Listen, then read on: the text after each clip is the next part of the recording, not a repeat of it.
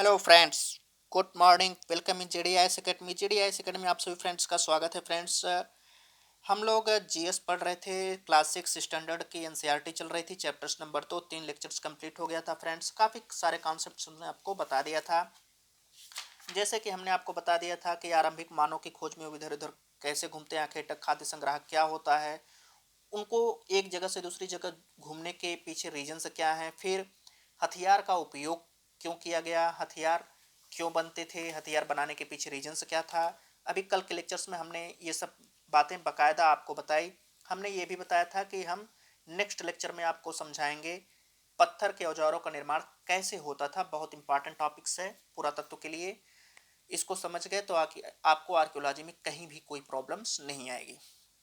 तो फ्रेंड्स, आइए हम लोग बिना किसी देरी के अपने बताए हुए टॉपिक्स पे चलते हैं।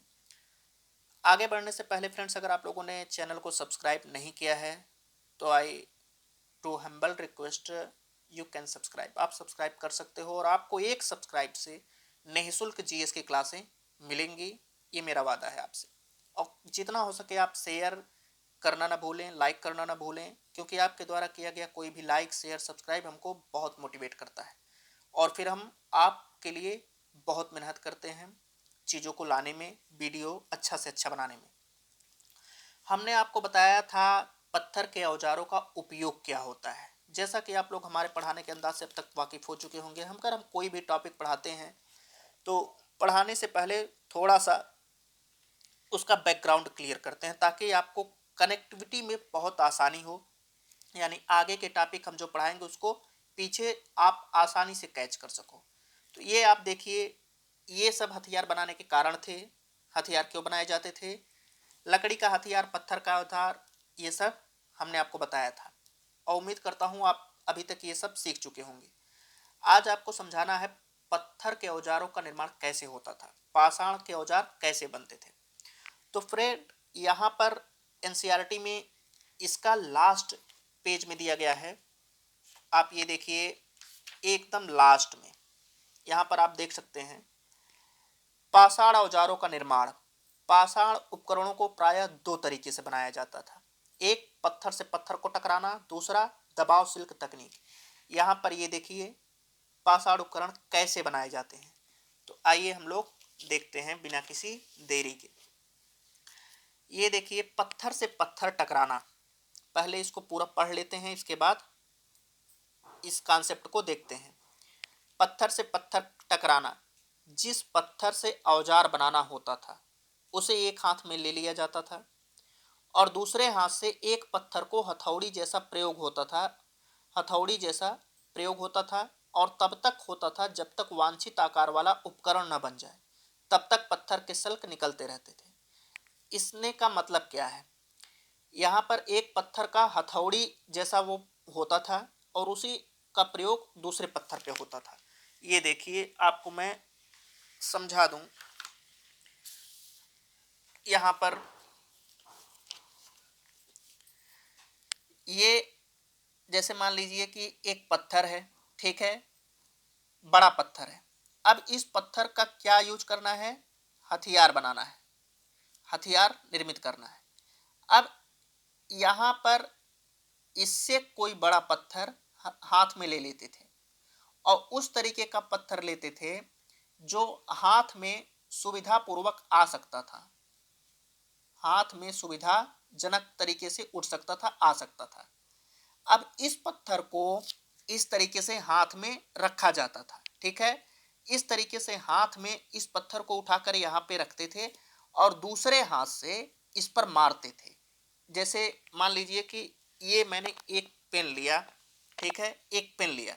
अब यह पेन क्या है, एक पत्थर। You can imagine that this is pen is as पत्थर का उपकरण है और ये दूसरा पत्थर है। अब इस पत्थर को ऐसे ऐसे ऐसे ऐसे तब तक हम हाथ से मार रहे हैं जब तक ये पेन दूसरे आकार में न ढल जाए, यानी कि ये पत्थर दूसरे आकार में न ढल जाए। और मारने से उसकी जो पपड़ी होती थी, सल्ग का मतलब होता है जो किताब में लिखा हुआ पपड़ी। जब आप पत्थर को तोड़ेंगे या पेड़ को काटेंगे तो उसका छिलका निकलता है। इसी तरीके से जब पत्थर होता है, जब उस पर आप हथौड़ी से मारेंगे उसी पत्थर की पपड़ी निकलती है, इसी को सल्क कहते हैं वैज्ञानिक टर्मिनोलॉजी। और ये सल्क तब निकलता रहता था और तब तक निकलता रहता था जब तक वांछित आकार का जो कोई चाह रहा है जिस तरीके का औजार बनाना वांछित उपकरण नहीं बन जाता था। वांछित उपकरण जब बन जाता था तब सल्क मारना छोड़ देते थे। तो ये पत्थर बनाने की एक कला थी। हथौड़ी नुमा कोई आकार का पत्थर होता था, इस पत्थर पर मारते रहते थे और तब तक मारते रहते थे जब तक उपकरण नहीं बन जाता था। और दूसरा क्या है, दूसरी टेक्नोलॉजी क्या है, दबाव सल्क तकनीक। इसको क्या कहते हैं, क्रोड को एक स्थिर सतह पर टिकाया जाता था। क्रोड मतलब उसका निचला सिरा, और उस क्रोड पर हड्डी या पत्थर रखकर उस पर हथौड़ी नुमा पत्थर से सल्क निकाल करके वांछित उपकरण बनाए जाते थे। अब इसको समझिए, इसको क्या होता है। एक तो मैंने आपको प्रैक्टिकली दिखाया। मान लीजिए कि ये कोई कठोर सतह जमीन है, पत्थर है इत्यादि है, और इस पर ये तरीके का एक पत्थर है, ठीक, ये पत्थर है। अब इस पत्थर पर उसने क्या कहा है, क्रोड को एक स्थिर सतह पर टिकाया जाता था। क्रोड क्या है, ये कोई क्रोड है, ठीक है। ये मान लीजिए कि यहां पर ये नुकीला सतह है, ये क्रोड है, इसका निचला सिरा। क्रोड को स्थिर सतह पर टिकाया जाता था और इस क्रोड पर हड्डी या पत्थर रखकर उस पर हथौड़ी नुमा पत्थर से सल्क निकाला जाता था। अब इसको यहां पर टिका दिया गया, ये देखिए यहां पर आकर के ये टिक गया। अब यहां पर थोड़ा ये चौड़ा होता था। एक तरीके का पत्थर नीचे है जो सतह पर टिका हुआ है, और दूसरा क्या है, ये क्रोट नुमा एक अन्य पत्थर है। यहाँ पर थोड़ा इसका जो आधार है, शीर्ष है, ये चौड़ा है। चौड़ा क्यों लेते थे, ताकि उस पर हथौड़ी से वो मार सकें।